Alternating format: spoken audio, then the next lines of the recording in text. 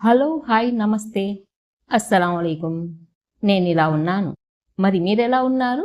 ఈరోజు మనం ఒక చేదు నిజం గురించి మాట్లాడుకుందాం. మీరు జీవితంలో ఒక స్థాయికి చేరుకుంటున్నప్పుడు, మీ ఆలోచనలు మారుతున్నప్పుడు, మీరు 10 మందిలో ప్రత్యేకంగా కనిపిస్తున్నప్పుడు, మీ చుట్టూ ఉన్న ప్రపంచం నిశ్శబ్దంగా ఉండదు. మీరు గమనించారా?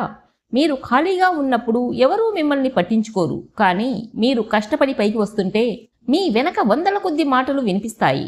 అబద్ధాలు ప్రచారం అవుతాయి. మీ క్యారెక్టర్ను తక్కువ చేసి చూపించడానికి కుట్రలు జరుగుతాయి. వీడు ఇంతే, వీడికి అదృష్టం కలిసి వచ్చింది, వీడు చేసేవన్నీ దొంగ పనులు, ఇలా రకరకాల మాటలు మీ చెవిన పడుతూ ఉంటాయి. చాలామంది ఇక్కడే తప్పు చేస్తారు. ఆ మాటలు వినగానే కుంగిపోతారు, లేదా కోపంతో ఊగిపోతూ వారికి సమాధానం చెప్పడానికి ప్రయత్నిస్తారు. కానీ ఒక్క నిమిషం ఆగండి. మీరు ఎప్పుడైనా అడవిలో సింహాన్ని చూశారా? అడవిలో ఏనుగు చాలా పెద్దది, జిరాఫీ చాలా పొడవైంది, నక్క చాలా తెలివైంది. కానీ అడవికి రాజు మాత్రం సింహమే ఎందుకు? సింహం దగ్గర ఒక అద్భుతమైన లక్షణం ఉంది. అదే సెలెక్టివ్ ఇగ్నోర్నెస్. అంటే దేనిని పట్టించుకోవాలో, దేనిని వదిలేయాలో దానికి బాగా తెలుసు. సింహం రాజసం దాని గర్జనలో మాత్రమే లేదు, అది చూపించే నిర్లక్ష్యంలో ఉంది. దాని మీద చెడు ప్రచారం చేసే నక్కల గుంపు వైపు అది కన్నెత్తి కూడా చూడదు. ఆ రాజసమే దాన్ని రాజును చేసింది. ఈరోజు ఈ వీడియోలో మీ మీద బురద చల్లే వారికి, మీ పతనాన్ని కోరుకునే వారికి ఒక సింహంలా ఎలా బుద్ధి చెప్పాలో మనం నేర్చుకుందాం. మీరు ఎవరికీ సమాధానం చెప్పక్కర్లేదు, ఎవరితోనూ గొడవ పడక్కర్లేదు. కేవలం మీ ఉనికితోనే వారి నోళ్లు ఎలా మూయించాలో ఈ వీడియోలో మాట్లాడుకుందాం. మీరు కూడా మీ జీవితంలో ఒక సింహంలా బ్రతకాలి అనుకుంటే ఈ వీడియోను చివరి వరకు చూడండి. ఎందుకంటే ఈ రోజు నుండి మీరు విమర్శలను చూసి భయపడరు, వాటిని చూసి నవ్వుకుంటారు. మనం ఏదైనా కొత్త పని మొదలుపెట్టినప్పుడు, లేదా 10 మంది కంటే భిన్నంగా ఆలోచిస్తున్నప్పుడు మనకు ఎదురయ్యే మొదటి అడ్డంకి విమర్శ. లోకం తీరే ఇది. నువ్వు ఏమీ చేయకపోతే సోమరిపోతూ అంటుంది, ఏదైనా చేస్తే పిచ్చోడు అంటుంది, గెలిస్తే అదృష్టం అంటుంది. మీ మీద చెడు ప్రచారం జరుగుతుంటే మీరు గమనించాల్సిన మొదటి విషయం ఏమిటంటే, మీరు వారికంటే ముందున్నారు. ఎవరైనా సరే తనకంటే వెనక ఉన్న వారి గురించి కానీ, తనకంటే తక్కువ స్థాయిలో ఉన్న వారి గురించి కానీ చర్చించరు. మీరు వారికి ఒక సవాలుగా మారారు కాబట్టే వారు మీ గురించి మాట్లాడుకుంటున్నారు. కాబట్టి చెడు ప్రచారాన్ని మీ ఎదుగుదలకు ఒక సర్టిఫికేట్గా భావించండి. అడవిలో సింహం నడుచుకుంటూ వెళ్తున్నప్పుడు ఆ దృశ్యాన్ని ఊహించుకోండి. చుట్టూ ఉన్న కోతులు అరుస్తాయి, నక్కలు మొరుగుతాయి, చిన్న జంతువులు భయంతో కేకలు వేస్తాయి. కానీ సింహం ఎప్పుడైనా ఆగి, నేను మీకేం అపకారం చేశాను, ఎందుకు నా మీద అరుస్తున్నారు అని వివరణ ఇస్తుందా? సింహానికి తెలుసు తన శక్తి ఏమిటో, తన సామర్థ్యం ఏమిటో. తన గమ్యం ఒక పెద్ద వేట అయినప్పుడు ఈ చిన్న చిన్న అరుపులకు స్పందించి తన సమయాన్ని, శక్తిని వృధా చేసుకోవడం దానికి ఇష్టం ఉండదు. మీ మీద అబద్ధాలు ప్రచారం చేసేవారు ఆ అరిచే జంతువుల వంటివారే. మీరు వారికి సమాధానం చెప్పడం మొదలు పెడితే మీరు సింహం స్థాయి నుండి కిందికి దిగి ఆ జంతువుల స్థాయికి చేరుకున్నట్టే. పందులతో పోరాడితే నీకే బురద అంటుకుంటుంది, పైగా పందికి బురద అంటే ఇష్టం కదా. మీ శత్రువు లేదా మీ మీద చెడు ప్రచారం చేసే వ్యక్తి మీ నుండి ఏం కోరుకుంటారు? మీరు కోప్పడాలి, మీరు వారి మాటలకు బాధపడాలి, మీరు పని మానేసి వారి గురించి ఆలోచించాలి అని. మీరు ఎప్పుడైతే వారి మాటలకు రియాక్ట్ అవుతారో అప్పుడు వారు గెలిచినట్టు, మీరు ఓడిపోయినట్లు. వారు విసిరిన గాలానికి మీరు చిక్కుకున్నట్టే. కానీ మీరు ఏమీ ఎరగనట్టు మీ పని మీరు చేసుకుంటూ పోతే అది వారికి తలవంపులు తెస్తుంది. మీ మౌనం వారిలో ఒక రకమైన అభద్రతాభావాన్ని కలిగిస్తుంది. మనం ఇన్ని మాటలు అంటున్నా వీడు అస్సలు తగ్గట్లేదేంటి, వీడి నమ్మకమేంటి అని వారు లోపల భయపడడం మొదలు పెడతారు. నేను తప్పు చెయ్యలేదు అని 10 మందికి చెప్పుకోవడం వల్ల మీ గౌరవం పెరగదు, తగ్గిపోతుంది. నిజం అనేది సూర్యుడు లాంటిది. కొద్దిసేపు మేఘాలు కమ్మేయొచ్చు, కానీ సూర్యుడు తన ఉనికిని నిరూపించుకోవడానికి ఎవరి దగ్గరకు వెళ్ళి సాక్ష్యం అడగడు కదా.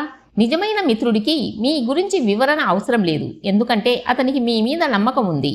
కర్రడుగట్టిన శత్రువుకి మీరు ఎన్ని ఆధారాలు చూపించినా వాడు నమ్మడు, ఎందుకంటే వాడి లక్ష్యం మిమ్మల్ని నమ్మడం కాదు, మిమ్మల్ని చెడ్డవారిగా చెయ్యడం. కాబట్టి మీ శక్తిని వివరణ ఇవ్వడానికి కాకుండా మీ పనిని మెరుగుపరుచుకోవడానికి ఉపయోగించుకోండి. మీ మౌనం ఒక ఆయుధం కావాలి. ఎవరైనా మీ మీద బురద చల్లితే అది ఎండిపోయే వరకు ఆగండి. ఆ తర్వాత అది దానంతట అదే రాలిపోతుంది. మీరు కడగాలని చూస్తే బురద ఇంకా వ్యాపిస్తుంది. కానీ కేవలం మౌనంగా ఉంటే సరిపోతుందా? శత్రువుల నోరు శాశ్వతంగా మూయించాలంటే ఏం చెయ్యాలి? ఆ సింహం చేసే అసలైన వేట ఏంటి? ఇప్పుడు మాట్లాడుకుందాం. ఏనుగు నడుస్తుంటే కుక్కలు మొరుగుతాయి. సింహం నడుస్తుంటే అడవి నిశ్శబ్దంగా ఉంటుంది. మీరు ఏది అవ్వాలనుకుంటున్నారు? మనం చెప్పుకున్నట్లు విమర్శలను పట్టించుకోకుండా ఉండడం మొదటి అడుగు. కానీ కేవలం మౌనంగా ఉండిపోతే అది భయం అనుకునే ప్రమాదం ఉంది. సింహం నిశ్శబ్దంగా పొదల్లో దాక్కుంటే దాని అర్థం అది భయపడిందని కాదు, అది తన వేటను విశ్లేషిస్తోందని అర్థం. సరియైన సమయం కోసం వేచి చూస్తోందని అర్థం.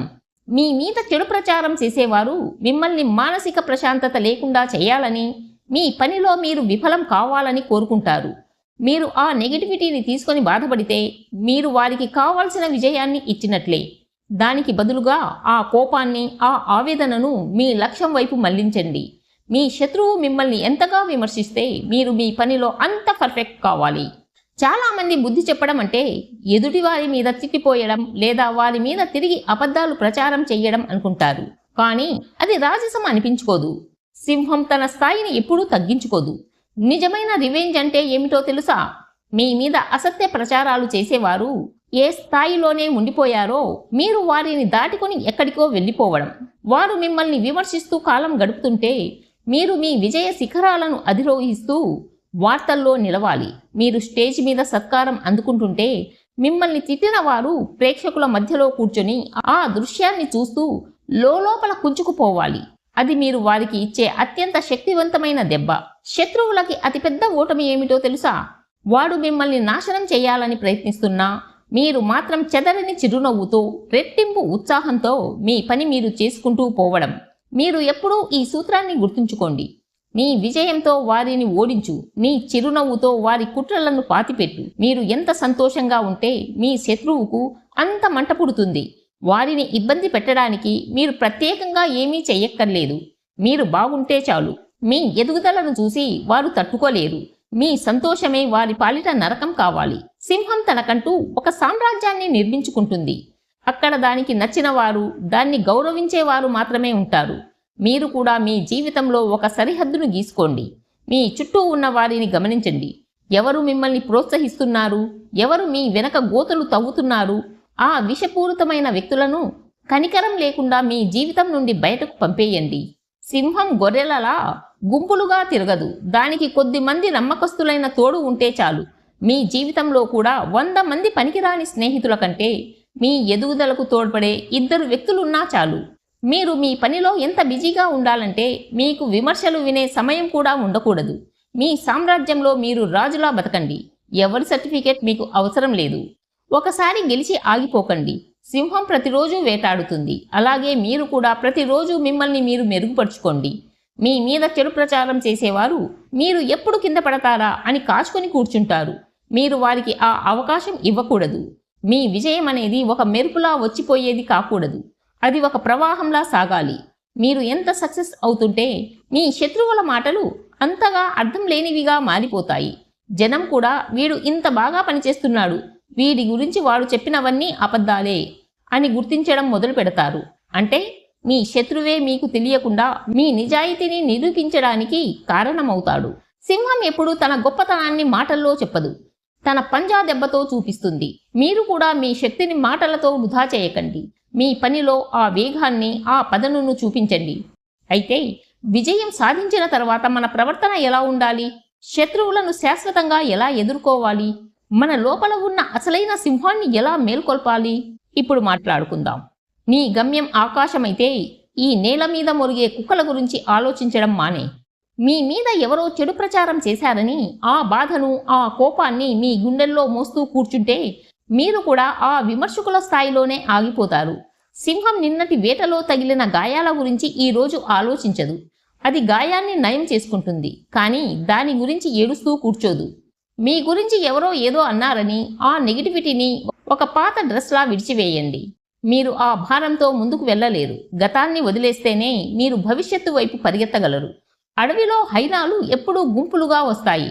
అవి ఒక్కటిగా ఉన్నప్పుడు భయపడతాయి, కానీ గుంపుగా చేరినప్పుడు సింహాన్ని కూడా వెక్కిరించాలని చూస్తాయి. మీ మీద చెడు ప్రచారం చేసేవారు కూడా అంతే. వారు ఒంటరిగా ఉన్నప్పుడు మీ కళ్ళలోకి చూసి మాట్లాడే ధైర్యం చేయరు. అందుకే నలుగురు కలిసి మీ వెనక మాట్లాడుకుంటారు.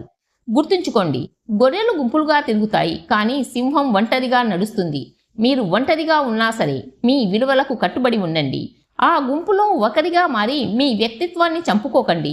మీరు సింగిల్గా నిలబడి గెలిచినప్పుడు వచ్చే ఆ రాజసం, ఆ గుర్తింపు కోట్లాది మందిలో మిమ్మల్ని ప్రత్యేకంగా నిలబెడుతుంది. విమర్శకుల నోళ్లు మూయించడానికి ఒక రహస్యం ఉంది, అదే క్షమాగుణం. మిమ్మల్ని బాధ పెట్టిన వారిని క్షమించండి. ఎందుకంటే పగను మనసులో మోయడం అంటే విషాన్ని తాగి ఎదుటివాడు చనిపోవాలని కోరుకోవడం వంటిది.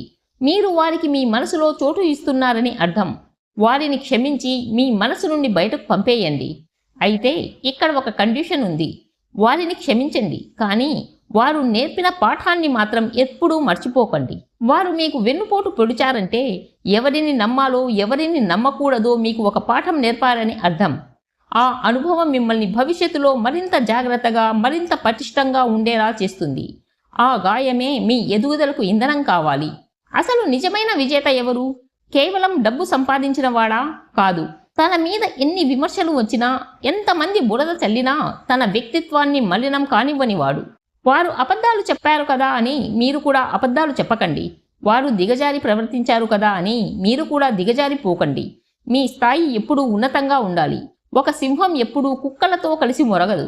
మీ ప్రవర్తన, మీ మాట తీరు చూసి శత్రువు కూడా భయపడకూడదు, గౌరవించాలి. వీడు ఎంత గొప్పవాడంటే మనం ఎన్ని అన్నా సరే వాడు తన స్థాయిని తగ్గించుకోలేదు అని వారు అనుకోవాలి. అదే అసలైన రాజసం. లోకం ఎప్పుడూ విమర్శకులని గుర్తించుకోదు. చరిత్ర పుస్తకాలు తిరిగేస్తే అక్కడ విమర్శలు ఎదుర్కొన్న విజేతల పేర్లు ఉంటాయే తప్ప విమర్శించిన వారి పేర్లు ఉండవు. Gandhiji, Nelson Mandela, Abraham Lincoln వీరంతా తమ కాలంలో తీవ్రమైన విమర్శలు, చెడు ప్రచారాలు ఎదుర్కొన్నవారే. కానీ వారు దేనికి లొంగలేదు. వారు తమ పని ద్వారా చరిత్రను తిరగరాశారు. మీరు పుట్టింది ఎవరో అన్న మాటలకు ఏడవడానికి కాదు, ఈ ప్రపంచంలో మీ ముద్ర వేయడానికి. మీ మీద వేసే ప్రతి రాయిని ఒక మెట్టుగా మార్చుకోండి. విమర్శకులు మీ మీద రాళ్లు వేస్తుంటే మీరు ఆ రాళ్లతో ఒక కోటను నిర్మించుకోండి. ఆ కోట మీదే మీరు నిలబడి గర్జించినప్పుడు ఈ ప్రపంచం మొత్తం మీ వైపే చూస్తుంది. మీ అసలైన శత్రువు ఎవరు? బయట ఉండి మీ మీద చెడు ప్రచారం చేసేవారు మీ నిజమైన శత్రువులు కాదు. మీ అసలైన శత్రువు మీ లోపలే ఉన్నాడు. అదే మీ భయం.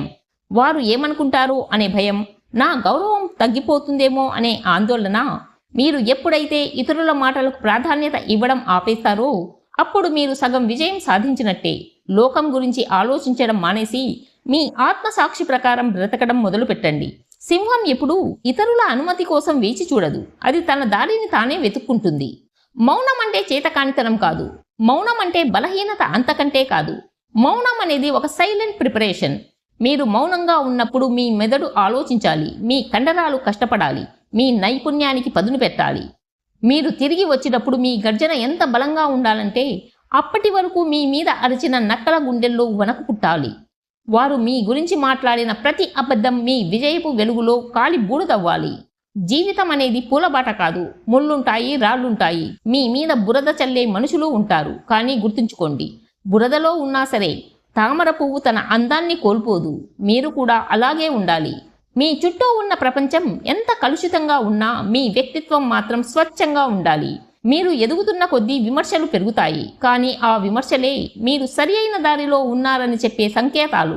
గాలికి ఎదురు వెళ్తేనే గాలిపటం పైకి లేస్తుంది. అలాగే విమర్శలకు ఎదురు నిలిస్తేనే మీరు శిఖరాగ్నికి చేరుకుంటారు.